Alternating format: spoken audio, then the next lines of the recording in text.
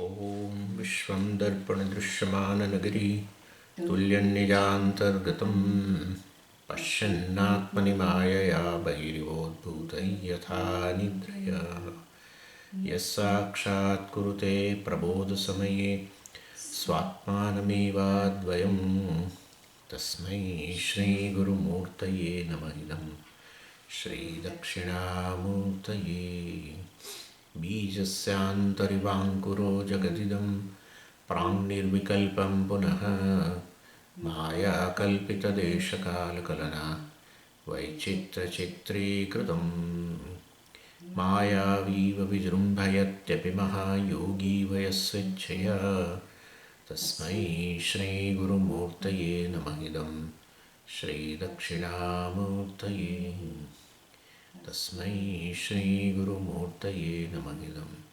श्रीदक्षिणामूर्तये ॐ सहना भवतु सहनौ भुनक्तु सह वीर्यङ्करवावहै तेजस्विनावधीतमस्तु मा विद्विषावहै ॐ शान्तिः शान्तिः शान्तिः सदाशिवः शङ्कराचार्यमध्यमाम् अस्मदाचार्यपर्यन्तां वन्दे गुरुपरम्पराम् ॐ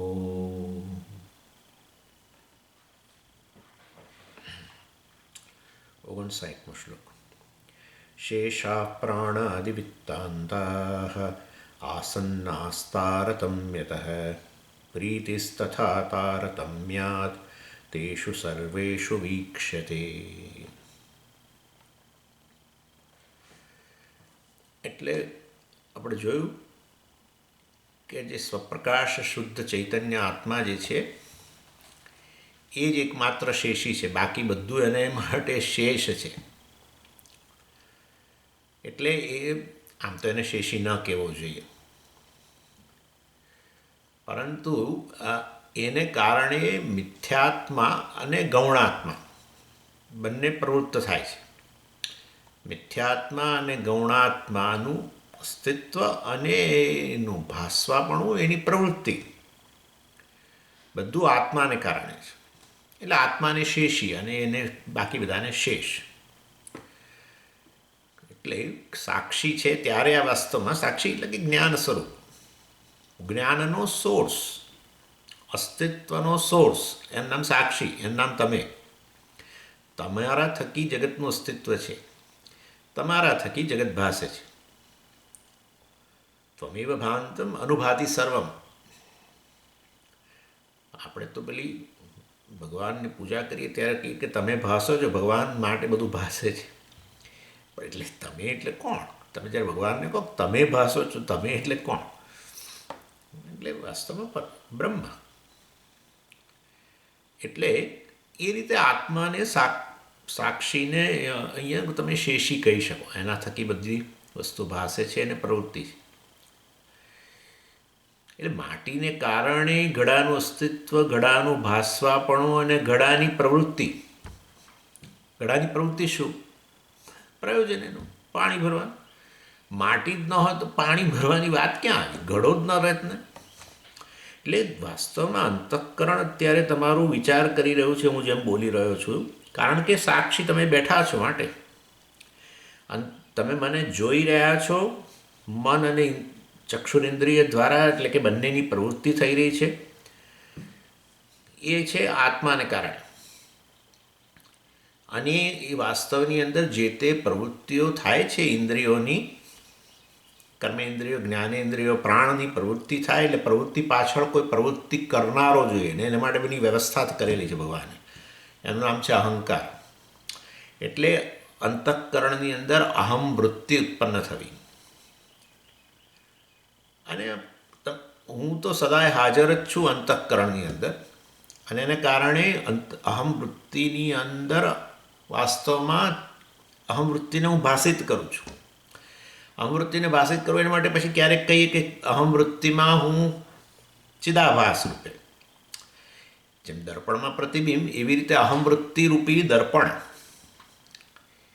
એની અંદર હું પ્રતિબિંબિત થઉં.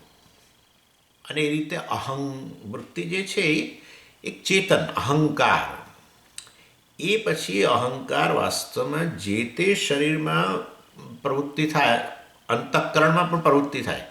અંતઃકરણમાં કલ્પના તમે કરતા હો તો હું કલ્પના કરનારો આવું આવી જાય. અહંકાર છે એ જ વાસ્તવમાં બધી જ પ્રવૃત્તિઓનો ઓનર છું, એ રીતે એની વાત. અને એ તો હોવું જ જોઈએ, એ તો વ્યવસ્થા છે ને ઈશ્વરની. પ્રવૃત્તિ છે સ્વામીજી, પણ કરનારો કોઈ જ નથી. આવું તો હોય જ નહીં ને, કદી શક્ય જ નથી. પ્રવૃત્તિ કરનારો હોવો જ જોઈએ. એ જોવાની પ્રવૃત્તિ હોય, એને આપણે વ્યવહાર પણ કહીએ છીએ, જ્ઞાન વ્યવહાર કે કર્મ વ્યવહાર, ખાવું પીવું દોડવું ચાલવું જે પણ. એટલે વાસ્તવની અંદર એક વ્યવસ્થા છે. પરંતુ એ અહંકાર અહમ વૃત્તિ જે છે એ પણ ભાષિત થાય છે, અહમ વૃત્તિ ઉત્પન્ન થાય છે, અને પછી અહંકાર આ તે પ્રવૃત્તિ કરે ઇન્દ્રિયો સાથે રહીને, કરતા કે પોતાને ભોગતા કે જ્ઞાનેન્દ્રિયો જે છે એ જ્ઞાનેન્દ્રિયો થકી પોતાને ભોગતા પ્રમાતા કે સમજી. ભોગતા કે પ્રમાતા એક વસ્તુ કહું, અહંકાર જે છે વાસ્તવમાં અહમ વૃત્તિ જે છે એમાં પ્રતિબિંબિત થાવ ને એટલે સમગ્ર અંતઃકરણ જે છે એ પ્રકાશિત થયું. અહમ વૃત્તિ જે અંતઃકરણમાં ઉત્પન્ન થાય એ વાસ્તવની અંદર સંપૂર્ણ અંતઃકરણને આવરીને અહંકાર આવે. અંતઃકરણ સાથેનું મારું આત્માનું તાદાત્મ્ય, અથવા તો અંતઃકરણ રૂપી ઉપાધિ વાળો હું ચૈતન્ય, એનું નામ પ્રમાતા અહંકાર જીવ જે કહેવું કહો. પછી અંતઃકરણ હવે આજે પ્રવૃત્તિશીલ બન્યું, ચેતન બનતું થઈ ગયું, પછી એની અંદર ઇદમ વૃત્તિ ઉત્પન્ન થાય.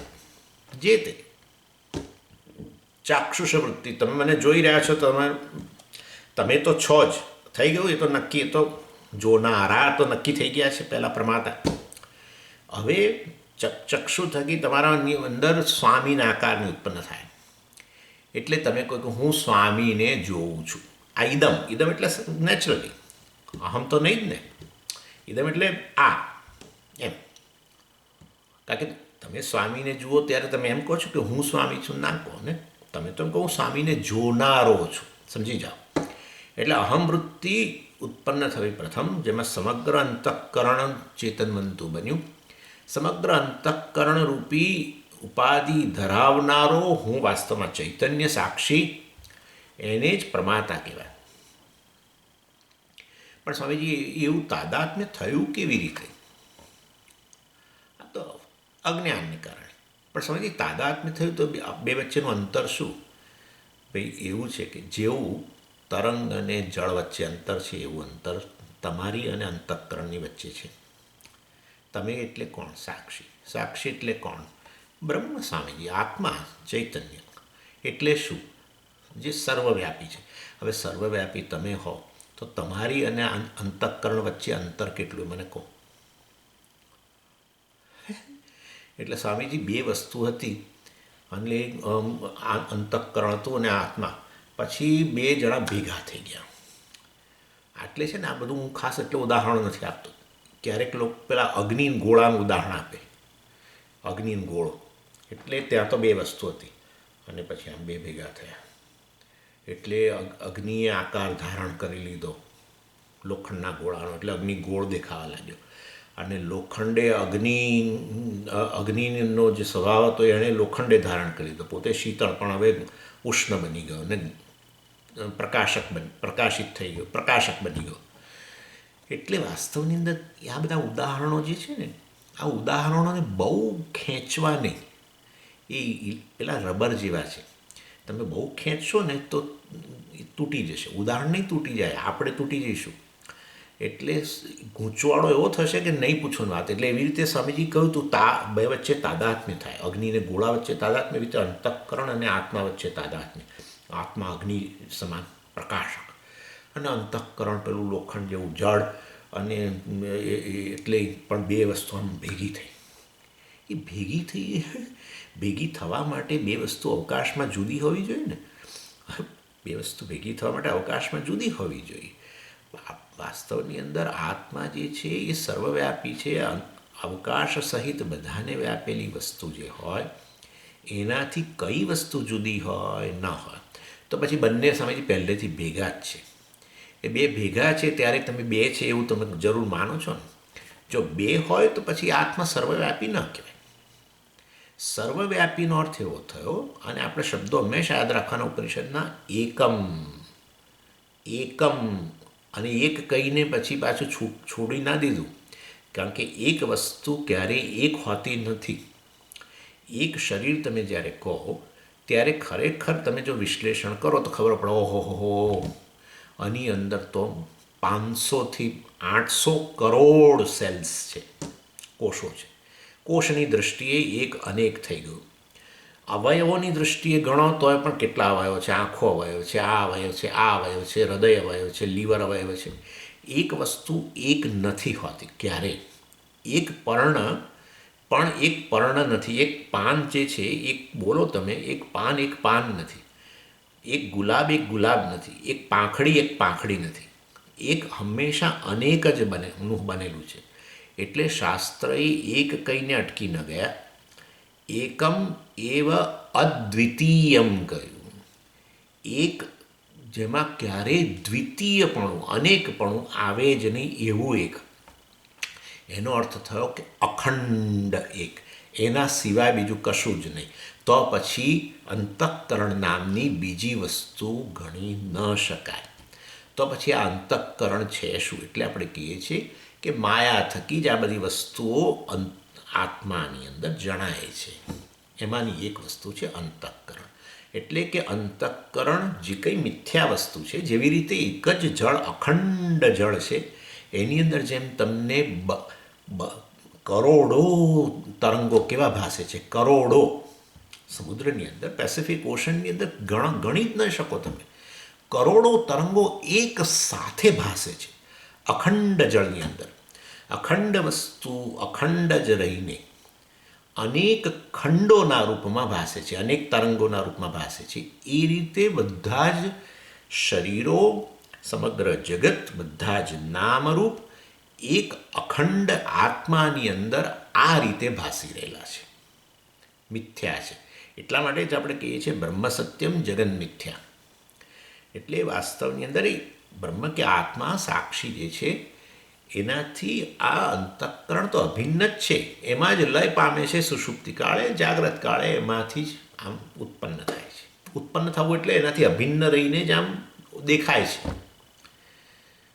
એટલે વાસ્તવની અંદર આવું આત્માથી અભિન્ન જે અંતઃકરણ છે એમાં પ્રથમ જ્યારે આમ જાગ્રત તમે થાવ ને એટલે અંતઃકરણ જાણે આમ બહાર આવ્યું. જેવી રીતે જળમાંથી પેલું તરંગ બહાર આવે એવી રીતે જળથી અભિન્ન રહીને જાણે કે તરંગનો આકાર જળ હવે ધારણ કરે છે.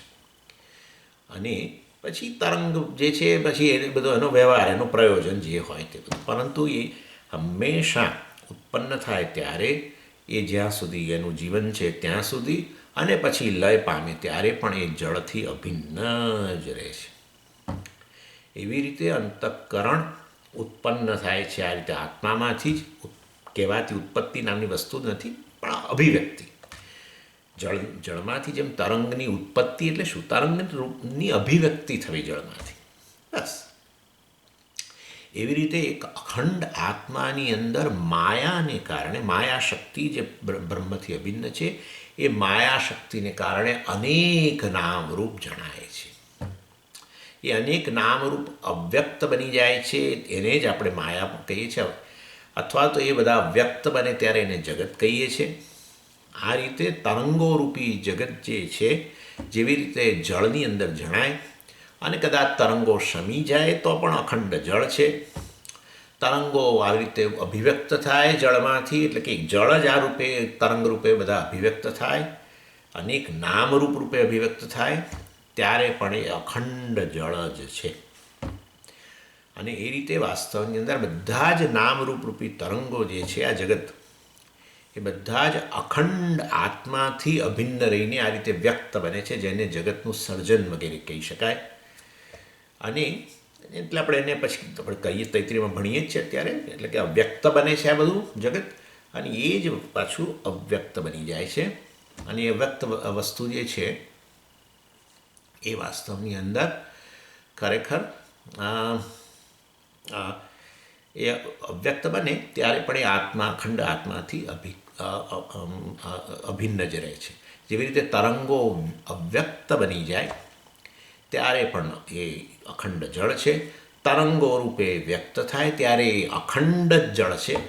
આ રીતે વાસ્તવની અંદર આ ખેલ ચાલે છે. આ બધો આ જગત જે છે આ જગત ખેલ ચાલે છે. એમાં તમારું શરીર મન બુદ્ધિ આવી ગયું એ બીજા નામરૂપ છે.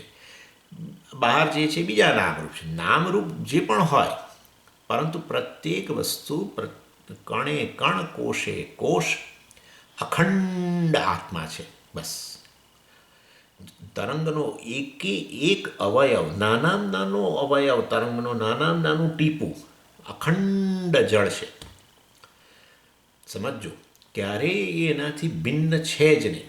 અને ત્યાં કદાચ ઉદાહરણમાં સમજીએ ઉડ્યું આમ એ તરંગમાંથી સમજીએ એક ટીપું આમ ઉડ્યું વાછંટ આવી આપણે બધું બોલીએ ચાલો ત્યાં ભાઈ પછી બહુ અતિશય ન લંબાવી શકીએ. આ મોટું ઉદાહરણ તમને આપું છું. એટલે એક અખંડ આત્મા એટલે આપણે પૂર્ણ કહીએ છીએ. પૂર્ણમદ પૂર્ણમિદમ. પૂર્ણતાનો અર્થ છે અખંડ. ઘણીવાર આવી રીતે કહેવામાં આવે છે અખંડાકાર વૃત્તિ. એટલે હું બ્રહ્મ છું, સાક્ષી છું, અખંડ છું, પૂર્ણ છું એવી વૃત્તિ. હું ચૈતન્ય હોવા માત્રથી બધાને આવરીને રહ્યો છું. બધી જ વસ્તુઓ મારાથી અભિન્ન છે. બધી જ વસ્તુઓનું અસ્તિત્વ મારામાં છે. બધી જ વસ્તુઓની પ્રવૃત્તિ મારા થકી છે. એવો હું પૂર્ણ સાક્ષી છું.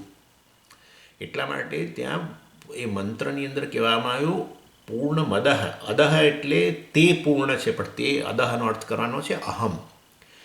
એટલે હું પૂર્ણ છું અને પછી પૂર્ણમિદમ. ઇદમ એટલે આ જગત પણ પૂર્ણ છે. અને પૂર્ણમાંથી જ પૂર્ણની ઉત્પત્તિ થાય છે. સમજો બરાબર છે ને. અને પૂર્ણમાંથી પૂર્ણ કાઢી લો તો પૂર્ણ જ રહી જાય છે. ઓમ શાંતિ શાંતિ શાંતિ. એટલે સમજો પૂર્ણમાંથી પૂર્ણની ઉત્પત્તિ. અખંડ જળમાંથી તરંગોની ઉત્પત્તિ થઈ. મેં તમને કહ્યું તરંગનો કણે કણ કેવળ જળ જ છે અને જળની દૃષ્ટિથી અખંડ જ છે. સમજી ગયા. તરંગનું વિશ્લેષણ કરો તો તમને ખબર પડે કે આ તો જળ જ છે, બીજું કશું છે જ નહીં. તો પણ જાણે કે પૂર્ણમાંથી પૂર્ણની ઉત્પત્તિ. અખંડ જળમાંથી તરંગ રૂપની ઉત્પત્તિ થઈ પણ તરંગ શું છે? પૂર્ણ છે. સમજો. એટલે નામરૂપ તરફ દૃષ્ટિ ગઈ તમારી. નામરૂપને સત્યતામાં આપશો તો અપૂર્ણતા. પરંતુ એ તરંગની અંદર શું સત્ય છે એ તરફ નજર કરતાં જ ખબર પડી કે આ તો પૂર્ણ જ છે, જળ જ છે, અખંડ જ છે. પૂર્ણમાંથી પૂર્ણની ઉત્પત્તિ. પૂર્ણમાંથી પૂર્ણ કાઢી લો, નામરૂપ તરંગ કાઢી લો તો વાસ્તવમાં પૂર્ણ જ બચે છે, જળ જ બચે છે. જળમાંથી જળની ઉત્પત્તિ. આમ જોવા જાઓ તો એટલે એ રીતે કહું છું જળમાંથી આ તરંગરૂપી નામરૂપ કાઢી લો તો પણ જળ જ રહે છે.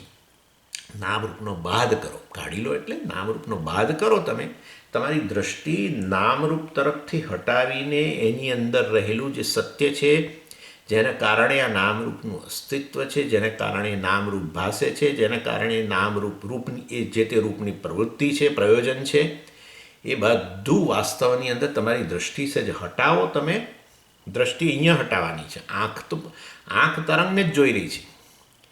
દૃષ્ટિ અહીંયા બદલવાની છે. તરંગ સત્ય છે, તરંગ સત્ય છે. તરંગનો જન્મ થાય છે, તરંગનો નાશ થાય છે. તરંગ હમણાં અથડાશે અને નાશ પામશે, ફલાણું ઢીકણું. પેલું તરંગ પેલા તરંગને હેરાન કરે છે ને પેલું મોટું તરંગ આ નાના તરંગને ગળી જશે ને બધું જે બોલવું એ બોલો. આ બધું બોલવું મિથ્યા છે. એક સત્યતાની દ્રષ્ટિએ કેવળ જળ જ છે. જળનો જન્મય નથી અને જળનું મૃત્યુએ નથી. અને જે મોટું તરંગે જળ છે, નાનું તરંગે જળ છે. પેલું જળ પેલા જળને ખાઈ ગયું ને આ બધો ખેલ છે. આ બધું સાચું. જગતમાં જન્મ મૃત્યુ એકબીજાને હેરાન કરે છે. બીજો પેલાને આમ ખાઈ જશે, પેલો પેલાને આમ કરશે. આ બધું કેવળ એક દેખાવ છે. આ જો ન સમજાય તો બધું સત્ય થઈ ગયું, નામરૂપ સત્ય થઈ ગયું. દ્વૈત પણ ઉત્પન્ન થયું. એટલે એક તરંગ, આ બીજું તરંગ. તરંગને સત્ય માન્યું, એક નામરૂપને સત્ય માન્યું, કારણ કે દૃષ્ટિ જળ તરફ નહોતી પરંતુ કેવળ તરંગ તરફ હતી. તો પછી હવે દ્વૈત ઉત્પન્ન થયું. તમે કહેશો આ મોટું તરંગ છે, હમણાં એ પેલા તરંગને ખાઈ જશે. આ રીતે દ્વૈત બુદ્ધિ પણ ઉત્પન્ન થાય. દ્વૈત બુદ્ધિ ઉત્પન્ન થવા પાછળનું કારણ અખંડ જળ જે સત્ય છે એ સત્ય દૃષ્ટિનો અભાવ, અદ્વૈત દૃષ્ટિનો અભાવ. એને કારણે, અદ્વૈત દૃષ્ટિના અજ્ઞાનને કારણે દ્વૈત ઉત્પન્ન થાય છે. અજ્ઞાનમાંથી દ્વૈત ઉત્પન્ન થતું હોવાને કારણે દ્વૈત નામની વસ્તુ નથી, દ્વૈત મિથ્યા છે. જે અજ્ઞાનમાંથી જન્મી વસ્તુ મિથ્યા હોય, જે ખરેખર છે જ નહીં. એટલે એક નામરૂપને સત્ય માન્યું, અથવા આપણા અંતઃકરણમાં ઉત્પન્ન થાય અહમવૃત્તિ, બસ. અને અહમવૃત્તિ હવે તો કારણ કે એમાં ચિદાભાસને કારણે અહમવૃત્તિ ભાસે, અહંકાર ભાસે, અહંકાર ચેતન જણાય. અને પરંતુ વાસ્તવિક આત્મા સાક્ષીના અજ્ઞાનને કારણે જે હંમેશા અંતઃકરણમાં વિદ્યમાન જ છે, સમગ્ર જાગ્રત સ્થિતિમાં, સ્વપ્ન સ્થિતિમાં અંતઃકરણ લય પામી જાય ત્યારે પણ એ તો હાજર જ છે. એવા આત્માના અજ્ઞાનને કારણે અહંકાર જે ચેતન જણાય છે એને જ આપણે આત્મા કહીએ છીએ. એટલે કે જીવને જ આપણે આત્મા કહીએ છીએ, અથવા તો પ્રમાતા જે છે એને જ આપણે આત્મા કહીએ છીએ, અથવા તો કર્તા ભોગતા છે એને જ આપણે આત્મા કહીએ છીએ. અર્થાત અંતઃકરણમાં અહમવૃત્તિ જે છે, અહમવૃત્તિમાં પ્રકાશિત થઈને અહંકારને જ આત્મા કહો. અને પછી વાસ્તવની અંદર એ તો પ્રવૃત્તિની પાછળનો સબ્જેક્ટ કર્તા ભોગતા છે. એટલે પછી એ અહંકાર જે છે વાસ્તવની અંદર સમગ્ર શરીરમાં વ્યાપી ગયો. અહમવૃત્તિ આખા શરીરમાં વ્યાપી ગઈ. અને માટે અહમપણું કેવળ અહીંયા નથી, અહીંયા અડો તો પણ હું એમ જ કહીશ કે તમે મને કેમ અડ્યા. એટલે સ્થૂળ શરીરમાં અહમબુદ્ધિ છે, પ્રાણમાં અહમબુદ્ધિ છે. માટે હું ભૂખ્યો છું, હું તરસ્યો છું, મને બ્લોક છે. મને સ્વામીજી મને 2 બ્લોક નીકળ્યા, ફલાણું થયું, ઢીકણું થયું. એટલે વાસ્તવ મને કબજિયાત છે, મને ભૂખ ઓછી લાગે છે, મને ઓડકાર બહુ આવે છે, મને ઉલટી જેવું થાય છે. બધા પ્રાણના ધર્મો, ઇન્દ્રિયોના ધર્મો બધા તમે તમારામાં લઈ લીધા. અહંકાર ઉત્પન્ન થયા પછી અહંકારનું કાર્ય છે વિસ્તાર કરવો પોતાનો, બધી વસ્તુઓની ઓનઅપ કરવી. અહંકારનું કાર્ય બધી વસ્તુઓ પર માલિકી સ્થાપી દેવી. જે પણ સાધન, આ બધા સાધનો છે, જે તે સાધન જે પ્રવૃત્તિ કરે એ પ્રવૃત્તિ માટે એ વસ્તુને શ્રેય આપવાને બદલે પોતે શ્રેય લેવું. આંખ જોવાનું કાર્ય કરે, પરંતુ તમે જોજો, તમે શું કહો છો? આંખ જુએ છે, કદી નહીં કહો હું જોઉં છું, એમ જ કહીશ. એટલે જોવાની પ્રવૃત્તિ જે છે એ પણ એનો પણ પોતાને માલિક. અને પ્રવૃત્તિ થાય એટલે પ્રવૃત્તિ કરનારો જોઈએ, એટલે એ રીતે પોતાને જોનારો પ્રમાતા. એટલે વાસ્તવમાં ચાલો બીજું એક તમને કહી દઉં જોડે જોડે. એટલે સમગ્ર અંતઃકરણ આ રીતે ચેતન બનતું બન્યું, એને આપણે જીવ કહીએ અથવા તો પ્રમાતા કહીએ. પછી આગળ ઇન્દ્રિયો, જ્ઞાનેન્દ્રિયોમાં અહમપણું આવે ત્યારે એ પ્રમાતા ભોગતા બને. એટલે દાખલા તરીકે એ પ્રમાતા એટલે કે સમગ્ર ચેતન બનતું અંતઃકરણ અથવા તો અહમવૃત્તિ. અહમવૃત્તિ તે સ્વામીજી અંતઃકરણમાં એક જગ્યાએ ઉત્પન્ન થાય, સમગ્ર અંતઃકરણને આવરીને, સમગ્ર અંતઃકરણને આવરીને, ચાલો એવું કહેવાય, અંતઃકરણને આવરીને જે પ્રથમ વૃત્તિ ઉત્પન્ન થાય છે એને જ અહમવૃત્તિ કહેવાય. અને એ અહમવૃત્તિમાં જ હું પ્રકાશિત, હું તો સદાય હાજર જ છું, મારે ક્યાં જવાનું? સર્વવ્યાપી ક્યાં જશે? ક્યાં જશે? ક્યાં? અરે આ જળ ક્યાં જશે? તરંગને છોડીને જળ ક્યાં જશે? એટલે અંતઃકરણ જ મારામાંથી બહાર આવ્યું છે. વાસ્તવમાં માયાને કારણે અંતઃકરણ જ આ રીતે બહાર આવ્યું છે, અવ્યક્તમાંથી વ્યક્ત થયેલું છે. અને એ વ્યક્ત અંતઃકરણની અંદર હું પ્રકાશિત થઉં, એટલે અહમવૃત્તિ પ્રકાશિત થાય, જેને અહંકાર કે જીવ કે પ્રમાતા કહેવાય. અને પછી એ આ ઇન્દ્રિયો વગેરેની અંદર આ બધું બતાવું છું આ રીતે. તમે એવું માનવાનું નહીં કે આ પ્રકારે બધું આમ થઈ રહ્યું છે એક એક એક એક. આ તમને એક મોડેલ બતાવું છું બધું.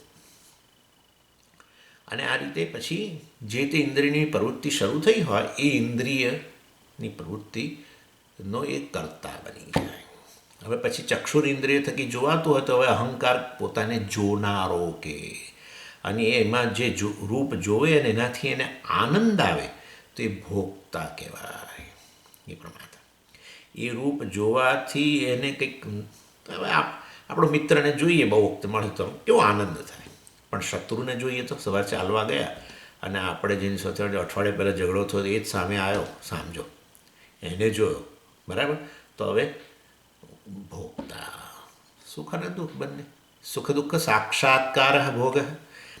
સુખ કે દુઃખ જે પણ જન્મે, જે પણ ઇન્દ્રિયની પ્રવૃત્તિ થકી છેવટે અંતઃકરણ તો પોતે ઓનઅપ કરવાનું જ છે. અંતઃકરણ એટલે કે આ અહંકાર, એટલે એ પ્રમાતા કેવળ અંતઃકરણ અવચ્છિન્ન ચૈતન્ય પ્રમાતા.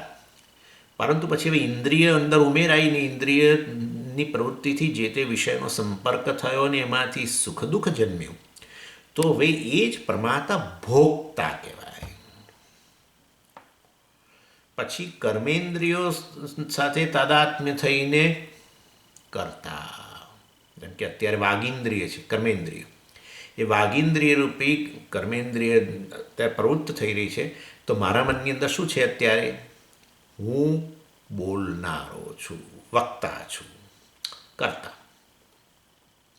એટલે એ જ વાસ્તવમાં અંતઃકરણ અવચ્છિન્ન ચૈતન્ય જે છે, જેને પ્રમાતા કહીએ, જીવ કહીએ, એ આ રીતે ઇન્દ્રિયો સાથે પણ તાદાત્મ્ય કરીને ઇન્દ્રિયોની પ્રવૃત્તિઓ દ્વારા પોતાને કરતા કે ભોગતા પણ કે. એટલે આ રીતે વાસ્તવની અંદર આ બધો ખેલ ચાલી રહ્યો છે. ત્યારે ખરેખર શું ફેર પડ્યો? કોઈ ફેર જ નથી પડ્યો. બધું મિથ્યા સ્તરે થઈ રહ્યું છે.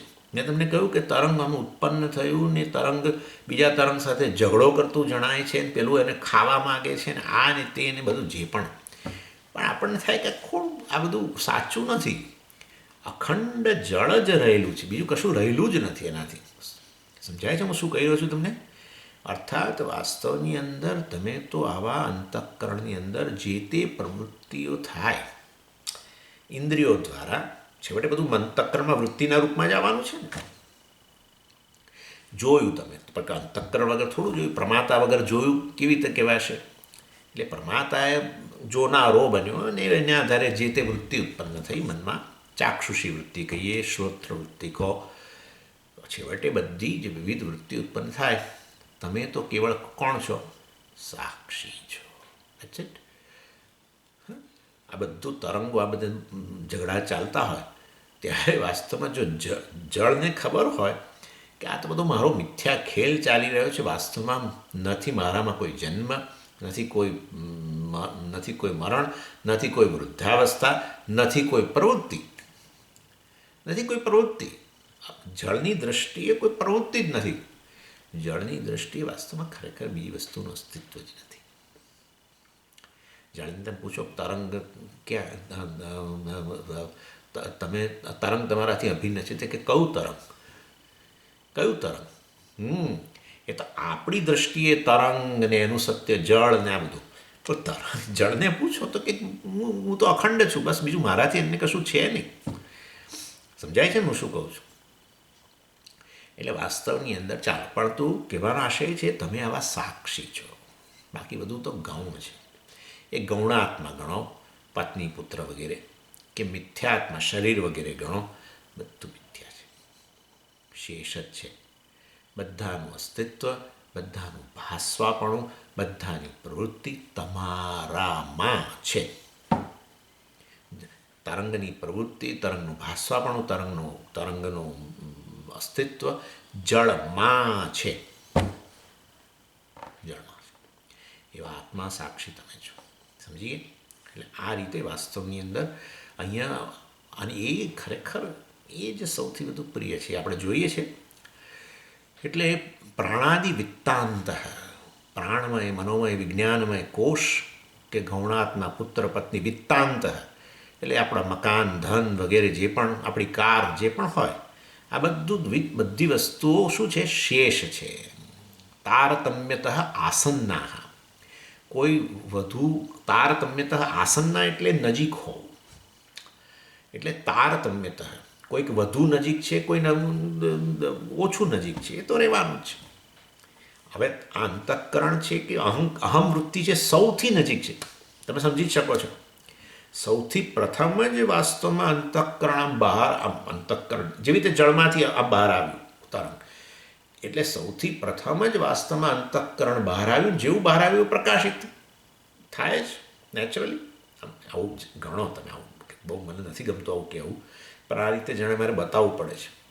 કારણ કે મને એમ થાય છે કે પહેલાંમાં બરાબર છે, તરંગ આમ સેમ બહાર આવ્યું જળમાંથી, એટલે અવ્યક્ત તરંગ વ્યક્ત બન્યું.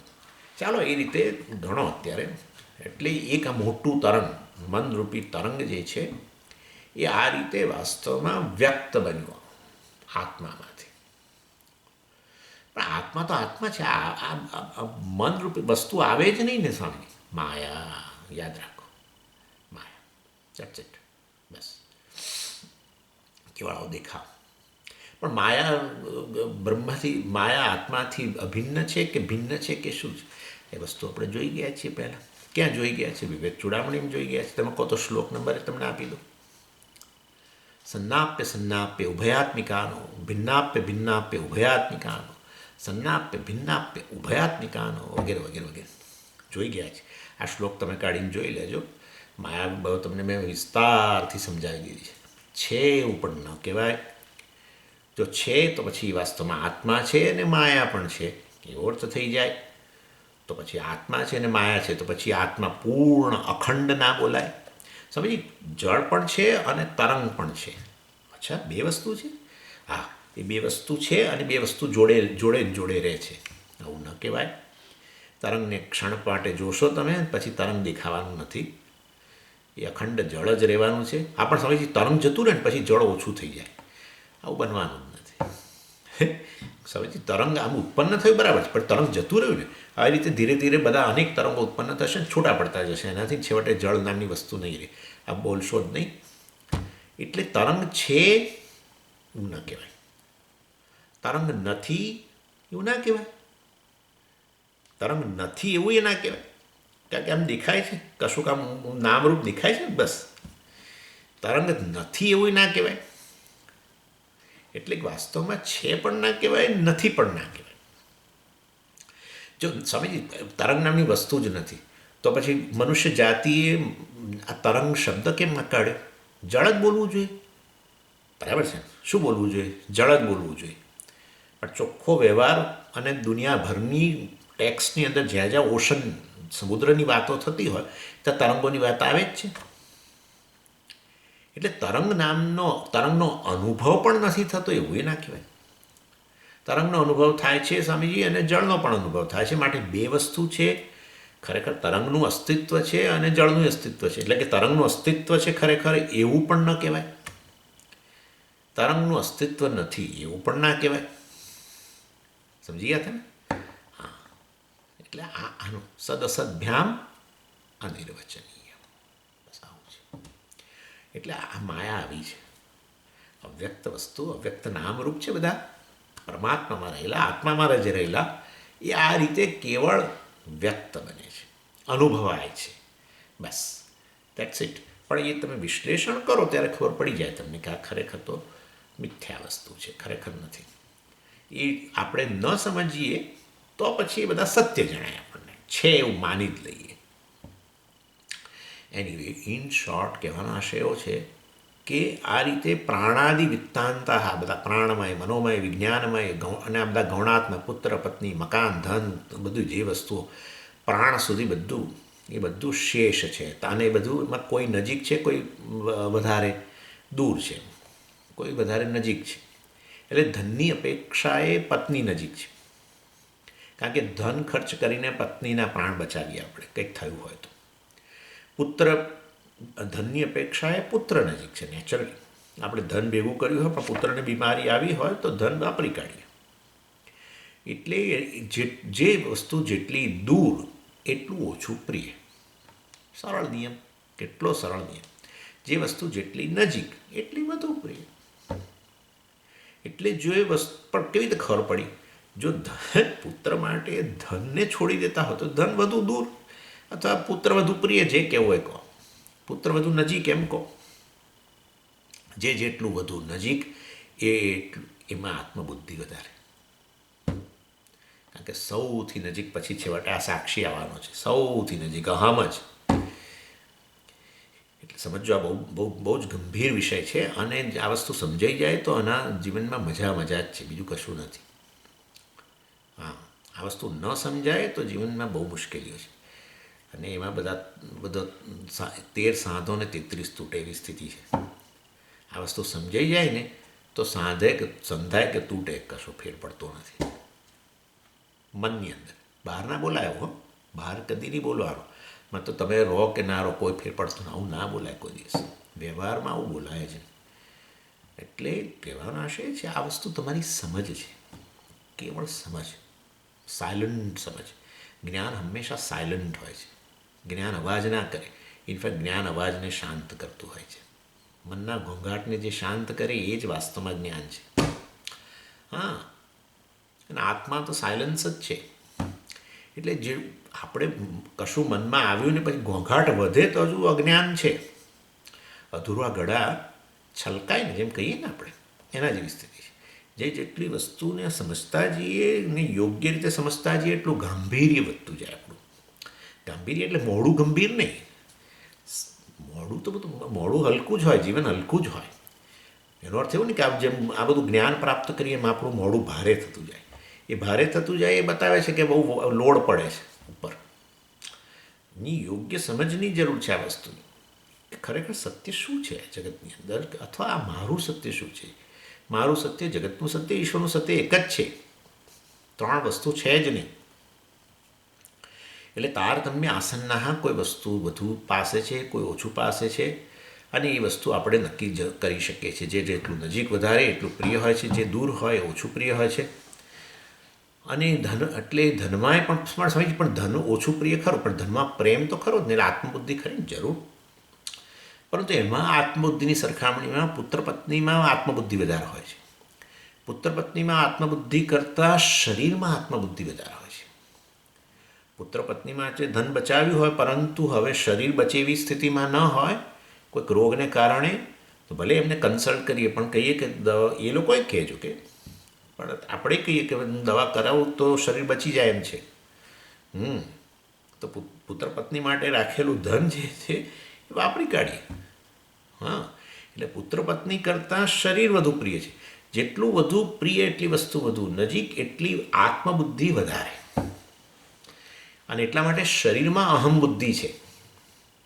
પત્ની પુત્રમાં અહમ બુદ્ધિ, આત્મબુદ્ધિ છે બહુ ઓછી છે. કેટલી બધી પરિસ્થિતિઓ, બધા જ વ્યવહારમાં તમે ક્યારેય એને અહમ નથી કહેતા.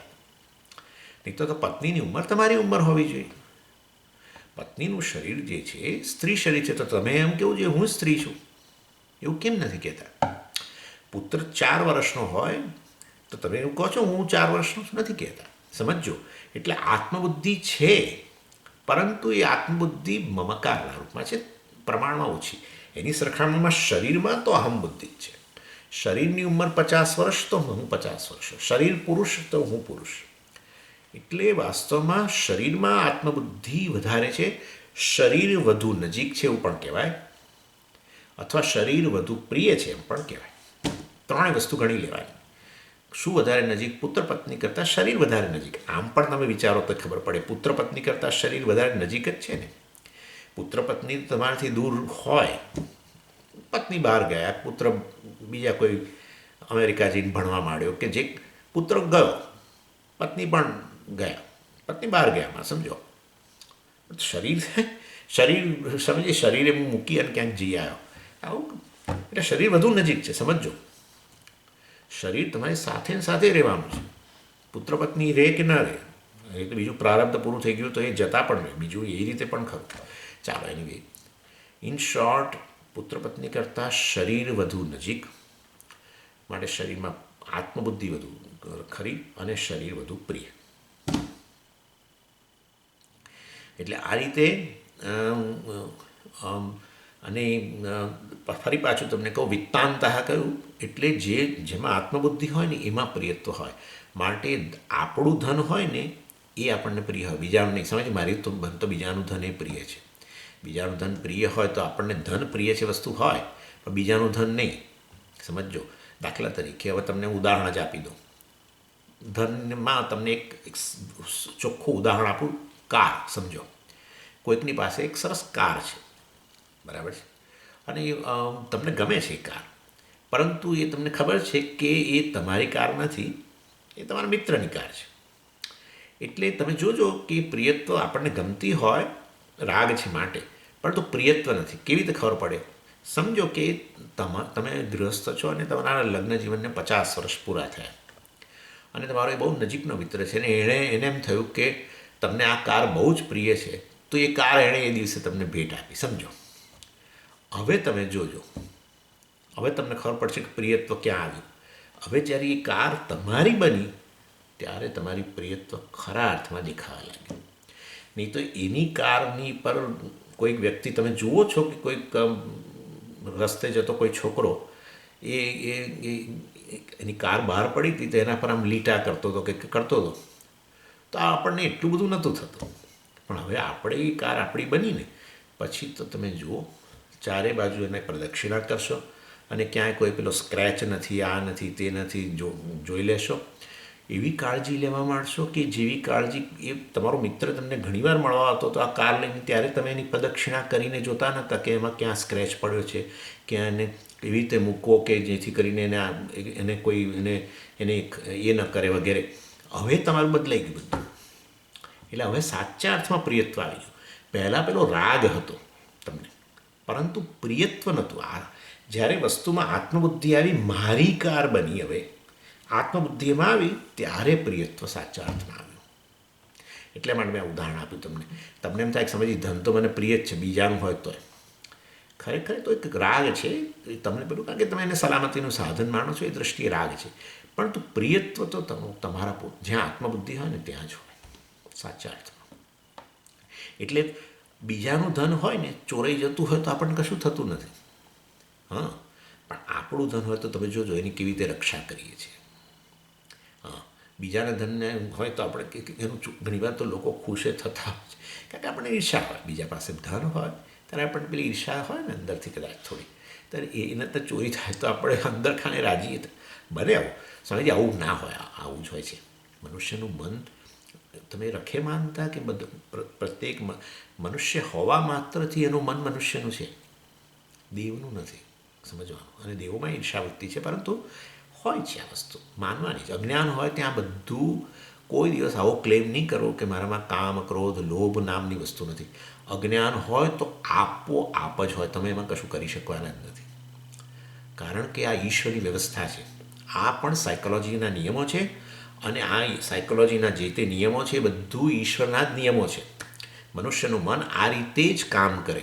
એ ગોરો હોય કે કાળો હોય કે ગૌવર્ણ હોય, ગમે તે હોય, મનુષ્યનું મન એક વ્યક્તિપણાનો ખ્યાલ આવ્યા પછી એક મર્યાદા લાગ્યા કરે, અને એમાં આપણે અનેક વસ્તુઓ માટે રાગદ્વેષ હોય, અને આપણી પાસે આપણને જે વસ્તુ માટે રાગ હોય એ વસ્તુ આપણા કરતાં અન્ય પાસે જ્યારે વધારે હોય ત્યારે આપોઆપ જ ઈર્ષાની ભાવના આવે. એટલે આ વ્યવસ્થા, આને સ્વામીજી હંમેશા ઓર્ડર, ઈશ્વર કહેતા, સાયકોલોજીકલ ઓર્ડર કહેવાય. આ નિયમ છે. એટલે કોઈ દિવસ આવો ક્લેમ નહીં કરું હું આ બધામાંથી મુક્ત છું, એ હાસ્યાસ્પદ વસ્તુ છે. અને માટે પણ છે જ, માટે તો પછી સમજી મારે હું આવો છું એ પણ એટલી જ હાસ્યાસ્પદ વસ્તુ છે. ઈર્ષા વગેરેનો ભાવ વાસ્તવમાં મનમાં છે, તમારામાં નથી. તમે તો પૂર્ણ આત્મા છો વગેરે, એના અસંગ આત્મા છો, સાક્ષી છો કેવળ. એ તો મિથ્યા વસ્તુ છે ઈર્ષા વગેરે. એ પ્રકારની વ્યવસ્થા છે. એટલે ઈર્ષા વગેરે છે જ નહીં મારામાં. એ અજ્ઞાન મહત્તમ અજ્ઞાન છે, અજ્ઞાન અનંત અજ્ઞાન છે એમ કહેવું જોઈએ મારે તો. અને આ વસ્તુ મારામાં નથી જ એવું કહેવું એ અજ્ઞાન છે, અને મારામાં છે એ કહેવું પણ અજ્ઞાન છે. બંને વસ્તુ સમજી ગયા છે, પરંતુ એ અંતઃકરણમાં છે, એ પણ એટલી જ વસ્તુ મિથ્યા છે. પ્રત્યેક વૃત્તિ જે છે જો અંતઃકરણ જ આત્માથી અભિન્ન હોય, અંતઃકરણનું અસ્તિત્વ આત્મામાં હોય, આજે ઘોર વેદાંત જ છે. આજે તો અંતઃકરણ જ આત્મામાં રહેલું હોય, અંતઃકરણ આત્મામાં જ ભાસતું હોય અને અંતઃકરણની પ્રવૃત્તિ જો આત્મામાં હોય તો પછી સમગ્ર અંતઃકરણમાં જે પણ છે એ તમે જ છો. જળ તરંગ જળમાં જ ભાસતું હોય, તરંગનું અસ્તિત્વ જળમાં જ હોય ને તરંગની બધી પ્રવૃત્તિ એ જળમાં જ થઈ રહેલી હોય. સમગ્ર તરંગ જળ જ છે. માટે સમગ્ર અંતઃકરણ આત્મા જ છે. તો પછી અંતઃકરણની પ્રત્યેક વૃત્તિ પણ આત્મા જ છે. માટે કામ વૃત્તિ પણ આત્મા જ છે, ક્રોધ વૃત્તિ પણ આત્મા જ છે, દયાવૃત્તિ પણ આત્મા જ છે. સમજી ગયા? તો પછી કામવૃત્તિ આત્મા જ છે, તો આત્મા એટલે તો હું સમજી, તો પછી હું કામી છું એ અજ્ઞાન છે. સમજી ગયા? સમજી? જો તરંગ જળ જ હોય તો જળ પણ તરંગ જ છે. આનું નામ અજ્ઞાન. જળ તરંગ નથી. જળ સત્ય વસ્તુ છે, તરંગ મિથ્યા વસ્તુ છે. તરંગ રહે કે ન રહે, જળ જ રહે છે. તરંગ હોય ત્યારે પણ જળ છે, તરંગ ઉત્પન્ન ન થાય ત્યારે પણ જળ છે, તરંગ નાશ પામી જાય ત્યારે પણ જળ જ છે. તરંગ જળ છે, જળ તરંગ નથી. જો જળ તરંગ હોય તો તરંગના નાશ સાથે જળનો નાશ થઈ જવો જોઈએ. એટલે આ રીતે વાસ્તવમાં પ્રત્યેક આપણને ધ્યાસન પ્રત્યેક વૃત્તિ અંતઃકરણની આત્મા જ છે. એની ભાષે છે પણ આત્મામાં. જે આત્મા અંતઃકરણમાં અભિવ્યક્ત બનેલો છે એ આત્મા ક્યાંય જતોય નથી ને આવતોય નથી. વૃત્તિઓ આવર જવર કરી રહી છે બધી. એ વૃત્તિઓની પ્રવૃત્તિ બધી મારામાં જ થઈ રહી છે. હું સદાય જે તે વૃત્તિ ઉત્પન્ન થાય એને ભાષિત કરું છું. આ રીતે હું સાક્ષી આત્મા છું. આ વસ્તુ ચાલો એની વે. એટલે જ્યાં જ્યાં આત્મબુદ્ધિ થાય તે વસ્તુ પ્રિય બને છે. એ ક્યાંય ગૌણાત્મા હોય, પુત્ર પત્ની ધન વગેરે, અથવા મિથ્યાત્મા શરીર મન બુદ્ધિ વગેરે, એ બધામાં જે કંઈ પ્રિયતા જણાય જ્યાં જ્યાં ત્યાં જરૂર અહમથી એ સંબંધિત, આત્માથી સંબંધિત થાય છે. અને એમાં તારતમ્ય હોય છે. એકને માટે બીજાને તમે છોડો છો, છોડી દો છો, ત્યારે જ ખબર પડે કે પેલું ઓછું પ્રિય છે. જેને છોડ્યું એ ઓછું પ્રિય. પછી હવે આ પ્રેમનો જે ન્યૂના અધિક ભાવ જે છે એ વસ્તુ અનુભવ, આપણા અનુભવથી જ પ્રમાણિત કરે છે. વિત્તાત પુત્ર પ્રિય પુત્રાત, પિંડ પિંડાત તથેન્દ્રિયમ, ઇન્દ્રિયાચ પ્રિય પ્રાણ, પ્રાણાદાત્મા પ્રિય પર. 60મો શ્લોક. ધનની અપેક્ષાએ પુત્ર વધુ પ્રિય છે. પુત્રના રોગ વગેરે હટાવવા માટે આપણે ધનનો ખર્ચ કરીએ છીએ. એવી રીતે દેહની રક્ષા માટે પણ આપણે પુત્રનો પ્રયોગ કરીએ છીએ. વેદમાં તો આવી કથા આવે છે, આપણે મેં તમને બીજી રીતે સમજાવી દીધું, પરંતુ વેદમાં એવી કથા આવે છે કે પોતાના દેહની રક્ષા માટે પુત્રએ પુત્રનું બલિદાન પિતાએ આપ્યું વગેરે. આપણે એટલી બધું એ વસ્તુ આપણે ન સ્વીકારીએ કદાચ, તો પણ આપણે આટલું જાણીએ તો જરૂર છે કે શરીરને રક્ષણ પડે, જરૂર પડે તો આપણે પછી પુત્રના માટે જે કંઈ ભેગું કર્યું હોય એ તો સમજી શકાયું છે કે એ વસ્તુ આપણે એને ખર્ચી નાખીએ, ધન વગેરે જે પણ હોય. હવે એટલે પુત્ર કરતાં શરીર વધુ પ્રિય છે. શરીર કરતાં વધુ પ્રિય છે ઇન્દ્રિય. એટલે જ્યારે પથ્થર વગેરે આવતો હોય, ક્યાંક કોઈ પથ્થર મારે ને અને આંખ તરફ આવી રહ્યો હોય તો તરત આપણે ભલે હાથને ઈજા થાય, કદાચ થોડું શરીરને ભલે ઈજા થાય, પણ ઇન્દ્રિયને ઈજા ન થવા દઈએ. એટલે શરીર કરતાં ઇન્દ્રિય વધુ પ્રિય છે. ઇન્દ્રિય કરતાં વાસ્તવમાં શું વધુ પ્રિય છે? ઇન્દ્રિયની અપેક્ષા પ્રાણ વધુ પ્રિય છે નેચરલી. એટલે જે તે ઇન્દ્રિયમાં કંઈ બગાડ ઉત્પન્ન થાય તો આપણે પ્રાણની રક્ષા માટે થઈને એ ઇન્દ્રિયનો ભોગ આપવા પણ તૈયાર છે. ડૉક્ટરને કે કાઢી નાખ ભાઈ ઇન્દ્રિય, કારણ કે એ વસ્તુ વધારે સડો ઉત્પન્ન કરે તો એના કરતાં એ વસ્તુને તું કાઢી નાખ.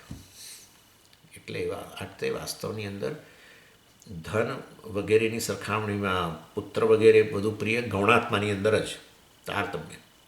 એની સરખામણીમાં પુત્ર વગેરેની સરખામણીમાં શરીર વધુ પ્રિય, ગૌણાત્મા કરતાં મિથ્યાત્મા વધુ પ્રિય. બરાબર ને?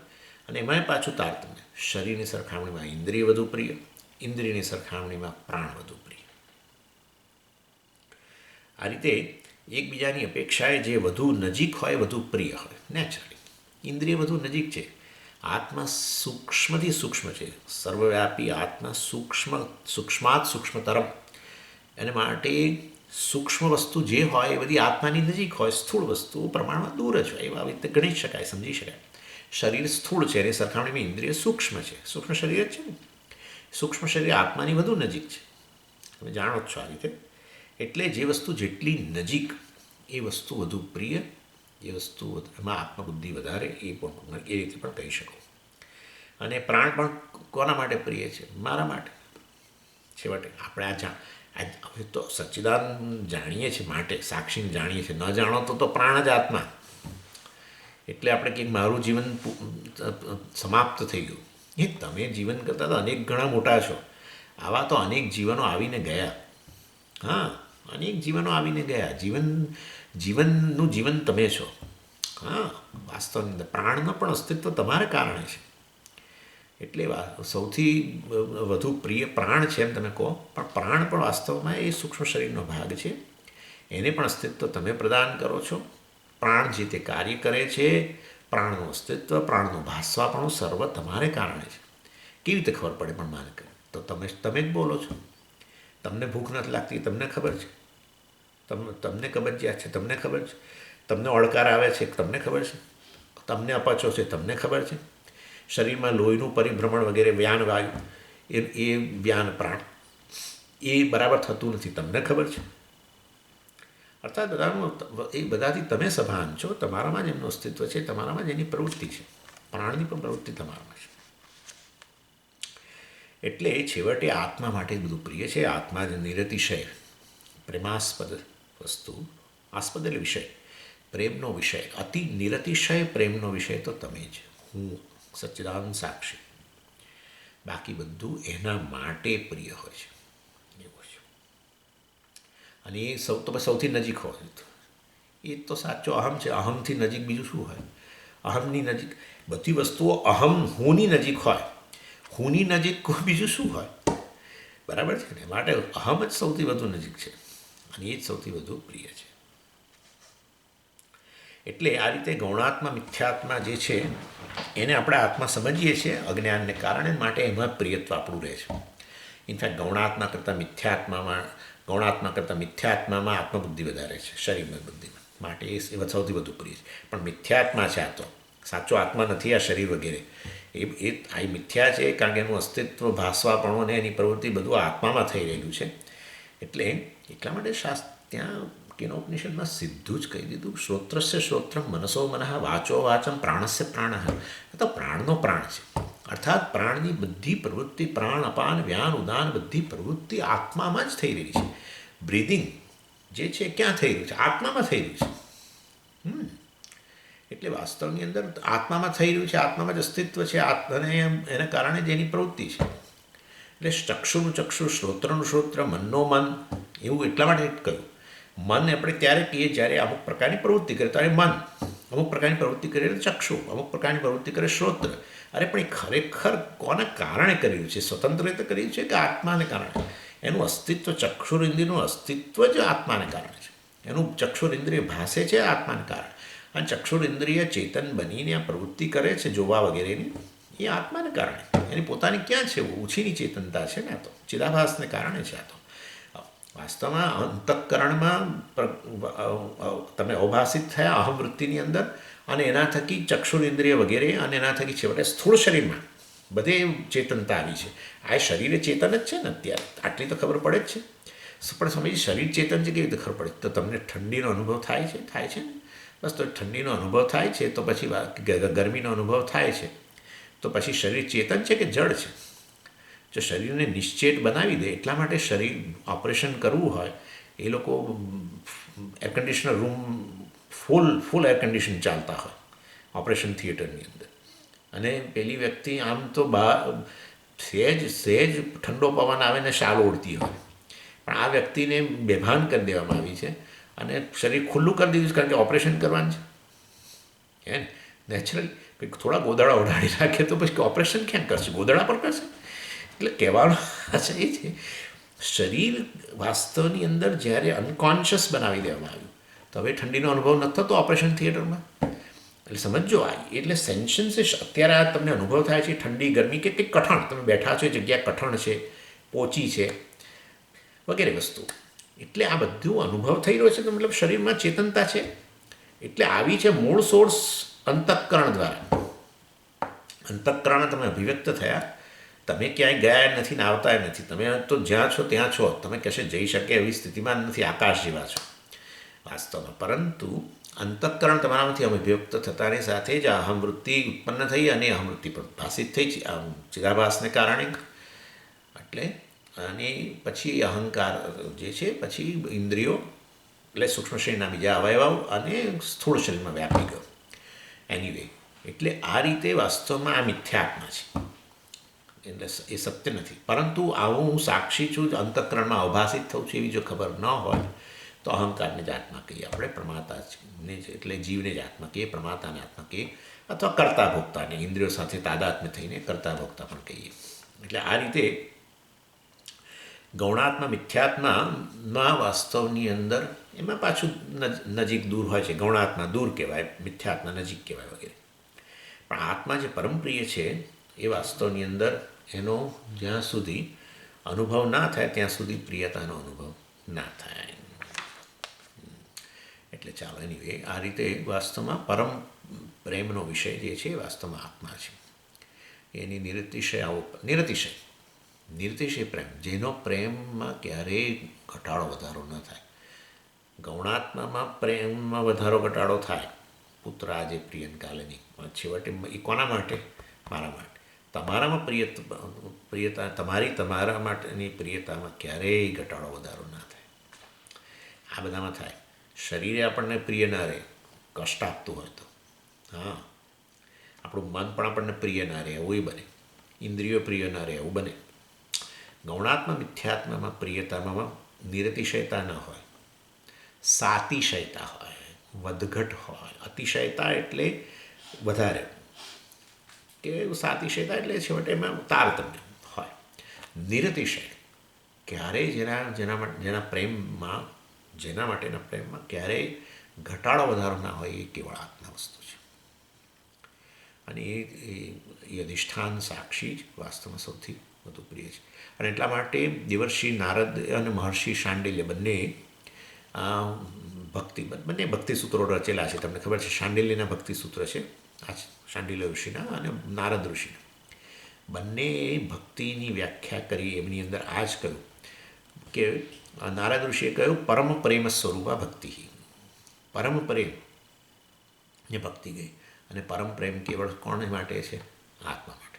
અર્થાત આ પ્રકારની સભાનતાના રસ્તે તમે હો કે હું ખરેખર આત્મા છું, સચ્ચિદાનંદ છું, નિરતિશય પ્રેમ મને એના પ્રત્યે છે, આ પ્રકારની તમારી સાધના છે, એ જ સાચી ભક્તિ છે. અને શાંડિલ્ય ઋષિએ પણ કહ્યું પરાનુરક્તિ ઈશ્વરે, પર અનુરક્તિ, અનુરાગ, પરમ અનુરાગ, પરમ રાગ ઈશ્વરે. એટલે ઈશ્વર એટલે અહીંયા વાસ્તવમાં ઈશ્વરમાં પરમ અનુરાગ કે પરમ પ્રેમ જે છે એનું નામ ભક્તિ છે. અર્થાત પણ તો અમને તો ઈશ્વરમાં છે જ ના, આત્મા જ પરમ પ્રેમનો વિષય છે, આત્મા નિરતિશય પ્રેમનો વિષય છે, એ આત્મા જ વાસ્તવમાં પરમાત્મા છે. આ પ્રકારની જે સાધના કરે છે એ સાચી ભક્તિ છે. આ રીતે બંને વાસ્તવમાં વૈધિ ભક્તિ વગેરે જે છે એને ભક્તિ ન કહી. વૈધિ ભક્તિ એટલે વિધિવાળી, અર્થાત આ પૂજા આ તે બધું એ સરસ છે. છેવટે આ જાણવા માટે એ બધું જોઈશે, એ સાધન ભક્તિ છે. પરંતુ આ તો સાધ્ય ભક્તિ છે વાસ્તવની અંદર. અર્થાત ખરેખર આ જ સાચા અર્થમાં ભક્તિ છે. ભક્તિની વ્યાખ્યા કરતાં બંને ઋષિઓએ ભક્તિ સૂત્રમાં આને જ બતાવી. અને વિવેક ચૂડામણીમાં આપણે ઓલરેડી જોઈ ગયા સ્વસ્વરૂપ અનુસંધાનમ ભક્તિ રીતિ અભિધીયતે. શંકરાચાર્યજીએ પણ કહ્યું આમ સ્વસ્વરૂપ અનુસંધાનમ, પોતાના સ્વરૂપનું અનુસંધાન સતત કરવું એ જ ભક્તિ છે. સાચી ભક્તિ એ છે કે જેમાં તમે અને પરમાત્મા વચ્ચે આટલું અંતર ન બચે, એ જ ભક્તિ કહેવાય. આ રીતે અસીમ નિર્હેતુક પ્રેમ પ્રત્યેક આત્મા માટે છે, એ વસ્તુ આપણે સમજી શકીએ છીએ. ઓમ પૂર્ણમદ પૂર્ણમિદમ પૂર્ણાત પૂર્ણમુદચ્યતે પૂર્ણસ્ય પૂર્ણમાદાય પૂર્ણમેવાવશિષ્યતે. ઓમ શાંતિ શાંતિ શાંતિ. હરિ ઓમ શ્રી ગુરુભ્યો નમઃ. હરિ ઓમ.